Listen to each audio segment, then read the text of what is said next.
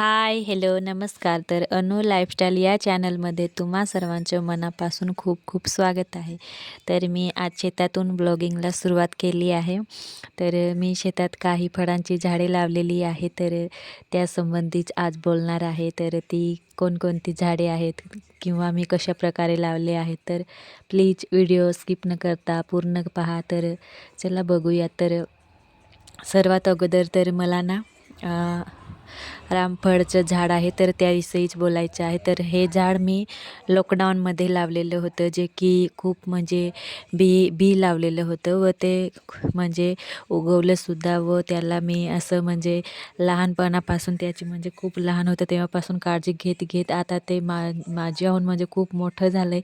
मोठंच नाही तर त्याला फळंसुद्धा आली आहेत आणि एक फळ पिकलंसुद्धा आहे, जे की मला म्हणजे खूपच आनंद होत आहे तर त्याला बघून.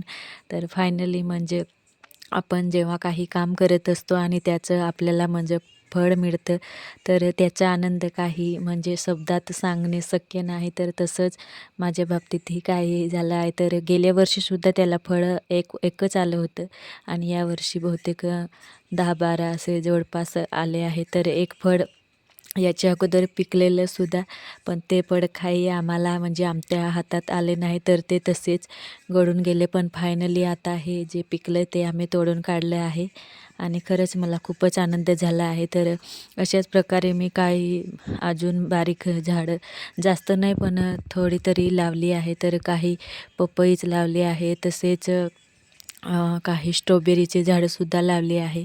तर ही स्ट्रॉबेरीचे झाडंसुद्धा म्हणजे एकाच काडीचे म्हणजे मी 2 तुकडे करून लावलेले आहेत व दोन्हीही खूप छान पद्धतीने आले आहेत. तसेच दोन्हींमध्ये म्हणजे एकाच गाडीपासून आहेत, सेम म्हणजे एकाच वेळी लावलेले आहेत. दोन्ही जवळजवळच आहे तरीसुद्धा त्यात खूप फरक आहे, कारण एकीचे म्हणजे खूप बारीक पानं आहेत व एक खूप मोठे पानाचे आहे. तर फरक तुम्ही बघू शकता.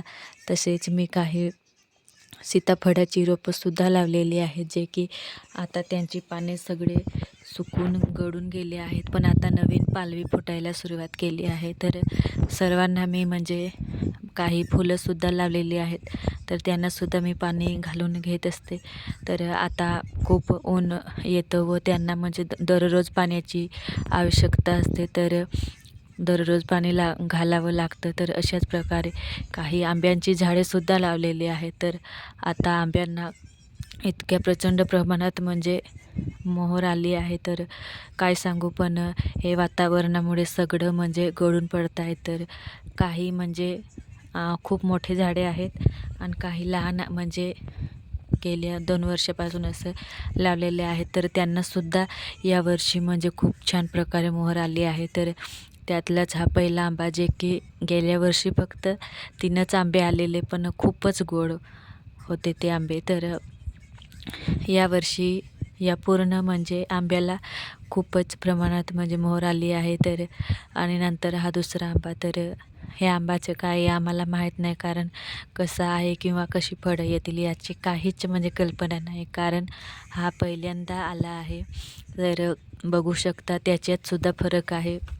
एका ठिकाणी खूप दाट प्रमाणात म्हणजे मोहर आली आहे आणि दुसऱ्या म्हणजे त्याच झाडाला इकडच्या डाळीला म्हणजे खूप पातळ, तर असा फरक आहे. तसेच काही आंबेसुद्धा म्हणजे लहान कैऱ्यासुद्धा आलेले आहेत.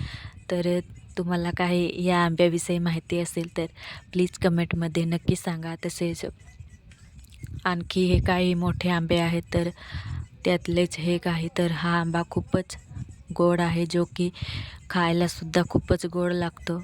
तसेच खूप म्हणजे ह्या आंब्याला आम्ही काही असं खूप आवडीने खात असतो. तसेच हा दुसरा मोठा आहे जो घराजवळ आहे, तर तो खूप म्हणजे खूप आंबट आंबा आहे, पण जेव्हा तो पिकत असतो तर खूप त्याचा गर निघतो आणि खूप गोडसुद्धा लागतो, पण कच्चा मात्र खाता येत नाही.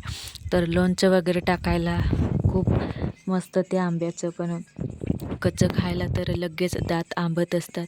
तर अशा प्रकारे आमच्या शेतात आणखी काही झाडं आहेत, पण तिकडच्या साईडला असल्यामुळे ते काही दाखवता आले नाही. तर कसा वाटला माझ्या म्हणजे शेतावरचे मी काही माझ्या हाताने लावलेली फळांची झाडे, प्लीज आणि हां, हे मोठे झाडे आहेत, तर हे मी नाही लावलेली. हे आमच्या म्हणजे सासऱ्याने किंवा त्यांच्या आमचे बानी असे लावलेले आहेत. पण हे रामफळ झाल्यानंतर हे लहान आंबे वगैरे पपई झाले, तर हे मी लावलेले आहेत.